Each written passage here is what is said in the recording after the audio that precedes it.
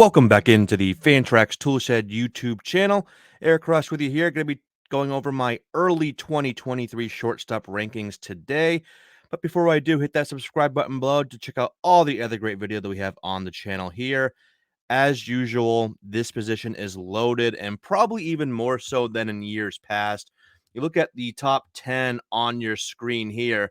That only gets you. There's a few others in this ADP range, or the back end of it, I should say. So the top, I think there's 15 shortstops in the top 100 ADP so far, and like 18 or 19 in the top 150. So it is absolutely loaded. If you want to wait a little bit at this position, you can still get a guy like, Ahmed Rosario, pick 125 or so. Same with Carlos Correa.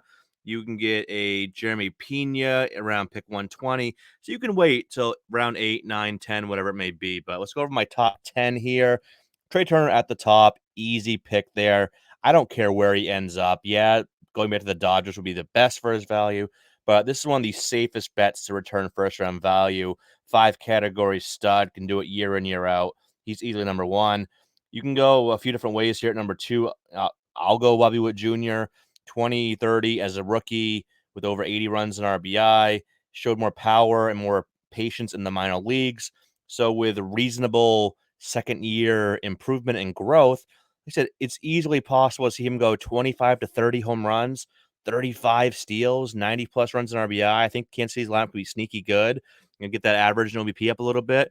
I think he's a first round stud. He's going a bit high though, about 5 picks too high for my likings. I probably won't get many shares of him. Unfortunately, he's going inside the top 10, but I think he's gonna be an absolute stud. Bo Bichette, very quiet, or at least for his standards, first half, kind of pedestrian first half. Turned it on in the second half as one of the best hitters in baseball, one of the best fantasy assets in baseball. I think he's just going to continue being a 25, 15 guy with a bunch of runs and RBIs and a good average. So Toronto lineup is still going to be very good, even without Teoscar. Still a very good lineup around him. So no issues taking him, back into the first round, early part of the second round, which is where he's going. Tatis is the big question mark here. Obviously, could be 1-1. We've seen that. We saw him go 42-25 in just 130 games in 2021. Haven't seen him since because of the injury and then subsequent suspension. He's only going to miss about 20-ish games. So, who knows how many games you get of him. But again, 130 games is first-round value most likely with what he's capable of. So he's going right around pick 20 to 25 or so. I think that's okay. He's my number 4 shortstop here. Marcus Semien, Francisco Lindor, you can flip-flop them. I prefer Semien a little bit. I really like what he did the last 4 months of the season or so, where he was one of the best power speed threats in baseball after a very slow start. But make sure you know your league's, games played threshold, because he's under the 20 game threshold. I think he started like 16 or 17. So if you have 10 games, you're good. 15, I think you're still good. And obviously, like 5 on like Yahoo, you're good. But if you play like NFBC where it's 20, you won't have him there. So just make sure you know your league, games play thresholds for your requirements. Lindor, again, you could put him number 5. Bounce back. New York can be a hard place to play. It could take a lot of time to settle in.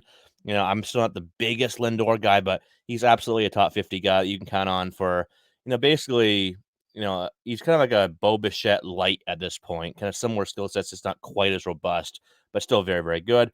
Dansby Swanson had a great, great year overall, a little bit up and down in the middle of it, but overall, you cannot argue with the production. Probably will have a bit of, regression next year. I think he finished like top 10 on the player rater. I don't think he's going to be top 10 again, but he's absolutely a top 100 player. Power, speed, a little bit of speed as well. Want to see where he ends up. I think that could really, swing his value a little bit there, see where he ends up. Same thing with Xander Bogaerts. I would love him to come back to Boston, obviously. As a Red Sox fan, I really want that to happen, but who knows? I think he's a great value. He's going, see, his ADP is right now around 87, 88 or so. That's a steal for Bogaerts. Yeah, he doesn't give you the super high ceiling, but I think he's a bounce back in the power department. He's always hit for a high average, but I do want to see where he ends up. O'Neal Cruz, I've moved his ranking around several times. I could see him putting him as high as 7th. There's a gap between 6 and the rest, in my opinion. I won't put him higher than 7. I could see 7. I could also see 12, 13 with how deep this is, but I settled on 9. He really kind of started making some improvements later in the year. We know the raw power, the speed, quality of contact. It's all there. It's all super sexy. So if you want to take a shot on him, jump around on early on him to get him, no issues with that. Obviously, the upside is there to jump up into the left side of this rankings graphic here in 2024. And then 10, you could go 7 different ways, 8 different ways, 9 different ways here at 10. I'll go Tim Anderson again, kind of like Xander Bogaerts. And obviously, we didn't see a lot of Anderson last year. He was hurt and had, wasn't the greatest when he was on the field, but we saw the consistency before 2022. High average, scores a bunch of runs. I think that Chicago White Sox lineup is to be very, very good. I'm buying a lot of White Sox players in 2023, including Eloy Jimenez, Andrew Vaughn, and others. I think it's gonna be a good lineup. You give you your usual, pushing around 2020, high average. So like him in the back end on top 100 is a good value as well. Just throw a few more names out there. Like my 11 through 20 is Andres Jimenez, so I could have easily put up as high as 8. I like him a lot. Corey Seager, again, love Corey Seager. Tommy Edman, Gunnar Henderson, who you're probably drafting more over third base if you get him. Uli Adames, Wander Franco's at 16. Like I'm, a little bit more hesitant than most on Wander Franco, but he's a great value and I pick 87. Then Jeremy Pena, Carlos Correa, Ahmed Rosario, and Nico Hoerner round up my top 20. Again, super deep position.